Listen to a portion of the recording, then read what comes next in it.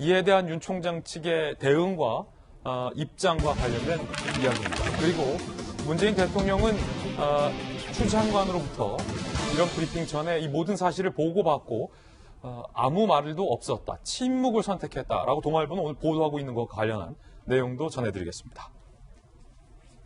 먼저 추 장관이 발표하고 8분 만에 윤석열 검찰총장은 이렇게 밝혔습니다. 윤석열 검찰총장 입장문. 검찰의 정치적 중립성을 지키기 위해 그동안 한 점 부끄럼 없이 소임을 다해왔다. 위법, 부당한 처분에 대해 끝까지 법적 대응하겠다. 라고 굉장히 강경한, 길진 않지만 굉장히 강경한 입장을 밝힌 겁니다. 추 장관의 6가지 징계 사유에 대해서 윤석열 검찰총장은 한 점 부끄럼 없이 살았다. 법적 대응하겠다라고 밝힌 건데, 자, 일단 이재명 기자. 받아들일 수 없다. 법적 대응하겠다. 조금 전에 입장이 이렇게 나왔습니다. 어제부터 징계 사유와 직무 집행 정지 조치에 대한 법리 검토를 진행 중이다. 검토가 마무리되는 대로 효력 정지 가처분과 행정소송을 낼 예정이다.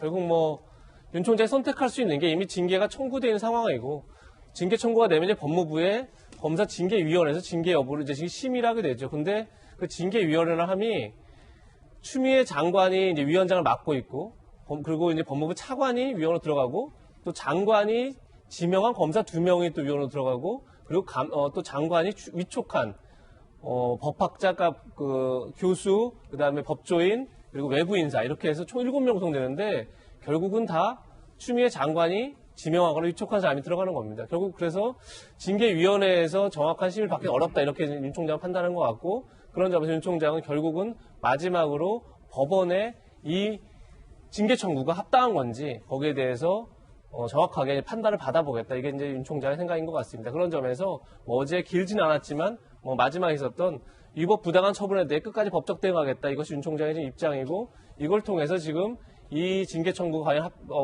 정당한 것인지 아니면 부당한 것인지 밝혀서 결국은 이제 결국 법적 싸움으로 갈 것이고, 근데 그렇게 되면 결국은 이게 언제 마무리될지 사실 예측하기가 쉽지 않은 거죠. 그런 점에서 굉장히 글쎄 어떤 이제 또 징계심의위원회에서 어떤 결론을 낼지 모르겠으나 상당히 긴 싸움이 될 수 있다 이런 생각도 듭니다. 그렇군요. 자, 정익진 변호사님, 초유의 총장 직무정지 그리고 초유의 총장의 법적 대응일 것 같은데 아까 효력정지 가처분 신청 등등 말씀해 주셨는데 법적으로 총장이 지금 할 수 있는 것들이 무엇이 있습니까? 일단 집안 꼴이 말이 아니다 싶어요. 예. 왜냐하면 법으로 먹고 사는 사람들이 법무부 검찰하고 대법원 아닙니까, 법원. 그런데 법무부 검찰 똑같은 그 법조인들이 자기 일하다 제대로 처리하지 못해가지고 법원에다가 총장이 나가야 되느니 마느니 이런 이야기 하는 것 자체가 참 어느 집안인지 참 그렇다는 생각이 들고요.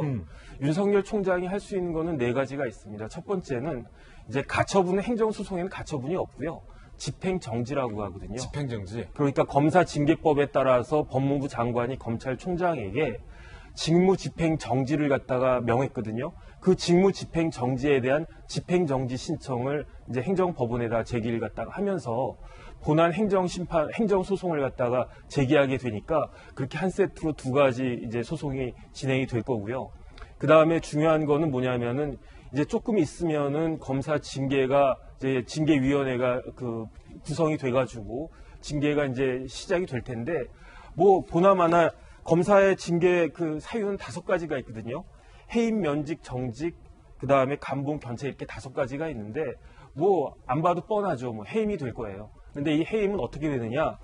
법무부 장관의 제청으로 대통령이 해임을 하도록 그렇게 되어 있단 말이에요. 예. 그러면은 이렇게 해임이 나오면 윤석열 총장이 그냥 물러설 수는 없을 거고 여기에 대해서도 똑같이 집행정지와 본안 행정소송을 갖다가 제기하게 될 거니까 아마 이제 윤석열 총장 입장에서는 4가지 소송을 갖다가 할 수밖에 없을 텐데 일반적으로 제가 행정소송 많이 하는 편인데 집행정지는 단 한 번도 져본 적이 없어요. 예. 그러니까 집행정지는 웬만한 법원에서 인정을 갖다가 해주니까 아마 오늘 내일 중으로 이제 집행정지 신청 들어갈 것 같은데 제 생각에는 요건도 그렇고 그 실질적인 내용도 제가 봤을 때 홍석현 회장 같은 경우도 피의자가 아니고 피해자인데 피해자 만났다고 그게 잘못됐다라고 이야기하는 것 자체가 말이 안 되는 거거든요. 그러니까 실질적인 요건도 좀 이상한 데다가 일반적으로 법원이 집행정지를 잘 받아주는 그런 경향 같은 것들을 보면 아마 조만간 그 총장으로서의 그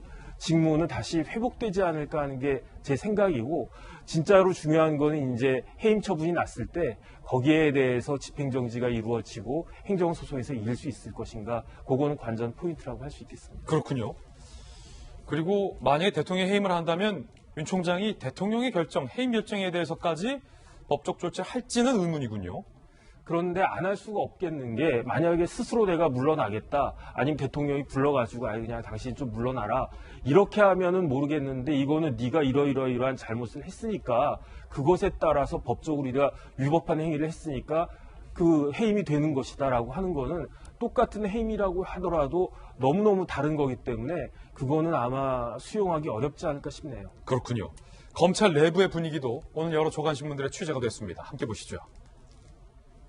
일부 검사들 추 장관이 선을 넘었다. 한 현직 검사 윤 총장의 티끌을 0끌에서 직무를 배제했다. 한 차장 검사 형사사건이라면 모두 각하될 사안, 검찰 일선 역사책에 기록될 만한 사태다라고 밝혔습니다. 제주지검의 이한우 검사는 주지어 근조, 검찰개혁 참칭한 정치적 폭거를 기억하고 역사 앞에 고발한다라고 어제 검찰 내부 통신망에 밝히기도 했습니다.